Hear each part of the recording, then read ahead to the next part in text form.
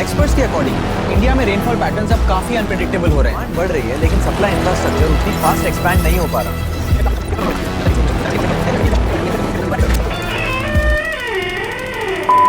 Glaciers को Asia का water tower भी कहा जाता है, लेकिन क्लाइमेट चेंज की वजह से ये ग्लेशियर्स रैपिडली मेल्ट हो रहे हैं। इंडिया में फ्रेश वाटर का लगभग 80% एग्रीकल्चर यूज करता है और पॉपुलेशन ग्रोथ के साथ वाटर डिमांड और भी फास्ट इंक्रीज हो रही है। इंडिया का लार्जेस्ट ग्राउंड वाटर यूजर है, लेकिन एक्सेसिव पंपिंग की वजह से कई रीजन्स में एक्विफर लेवल्स रैपिडली गिर रहे हैं। ये ट्यूबवेल से पानी निकल रहा है और इसी तरह से हर दिन हजारों मशीन्स चल रही हैं। और उसी वक्त इंडिया दुनिया का लार्जेस्ट ग्राउंड वाटर यूजर है, लेकिन एक्सेसिव पंपिंग की वजह से कई रीजन्स में एक्विफर लेवल्स रैपिडली गिर रहे हैं।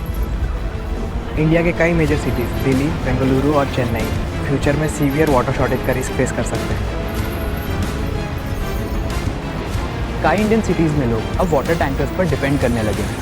ये सिचुएशन अर्बन वाटर क्राइसिस का क्लियर सिग्नल है। करंट ट्रेंड्स कंटिन्यू रहे तो इंडिया का वाटर स्ट्रेस फ्यूचर में और भी बढ़ सकता है। ये एक सीरियस नेशनल रिसोर्स चैलेंज बन रहा है। अर्बन वाटर सिस्टम्स में पाइपलाइन लीक्स एक मेजर प्रॉब्लम है। इस वजह से बहुत सारा ट्रीटेड वाटर वेस्ट हो जाता है। The hit the problem in particular हम रेन वाटर हार्वेस्टिंग जैसी सिंपल सॉल्यूशन से सिटीज अपनी वाटर सप्लाई को सिग्निफिकेंटली इंप्रूव कर सकते हैं।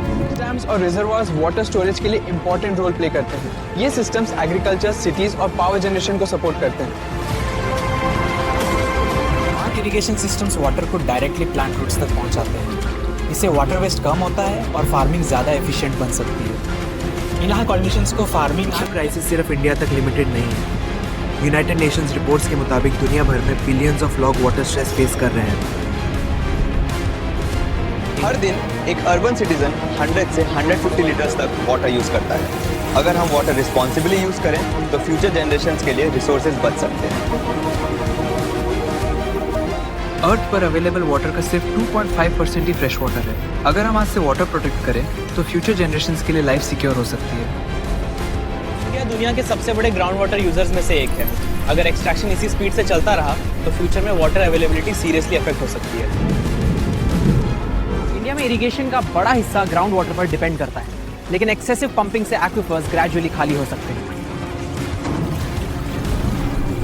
बहुत से Indian cities daily water supply के लिए ग्राउंड वाटर पर डिपेंड करते हैं, लेकिन रैपिडली ग्रोइंग डिमांड एक्विफर्स पर प्रेशर बढ़ा रही है। हिमालयन ग्लेशियर्स साउथ एशिया की मेजर रिवर्स को फीड करते हैं। क्लाइमेट चेंज की वजह से glacier melt patterns rapidly change हो रहे हैं।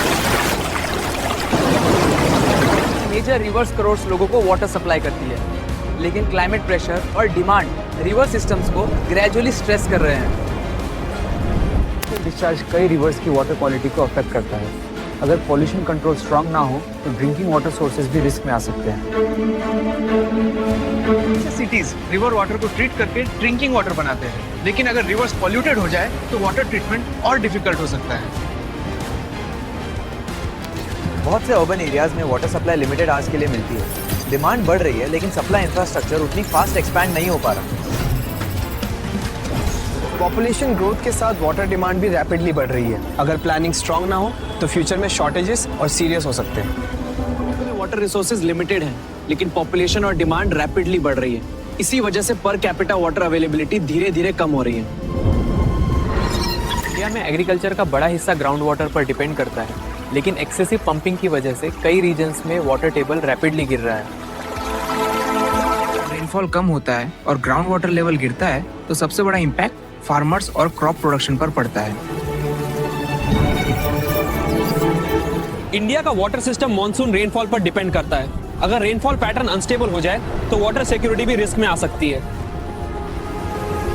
कुछ रीजन्स में एक्सट्रीम रेनफॉल फ्लड्स क्रिएट करता है, जबकि दूसरे एरिया सीरियस ड्रॉट फेस करते हैं। मेजर सिटीज का वाटर सप्लाई अक्सर नियर बाय रिजर्वायर्स पर डिपेंड करता है। अगर स्टोरेज लेवल कम हो जाए तो अर्बन सप्लाई पर डायरेक्ट इम्पैक्ट पड़ता है। सिटीज में वाटर सप्लाई अंडरग्राउंड पाइपलाइन से होती है। अगर इंफ्रास्ट्रक्चर ओल्ड हो जाए तो लीकेज से काफी वाटर लॉस हो सकता है। तो सिर्फ सप्लाई का इशू नहीं है, डिस्ट्रीब्यूशन भी इक्वली इंपॉर्टेंट है। अगर इंफ्रास्ट्रक्चर इनएफिशिएंट हो तो काफी वाटर सप्लाई वेस्ट हो सकती है। सिटीज में वाटर पाइपलाइंस हर घर तक सप्लाई पहुंचाती हैं, लेकिन लीक्स और एजिंग इंफ्रास्ट्रक्चर से काफ़ी पानी डिस्ट्रीब्यूशन के दौरान लॉस्ट हो जाता है।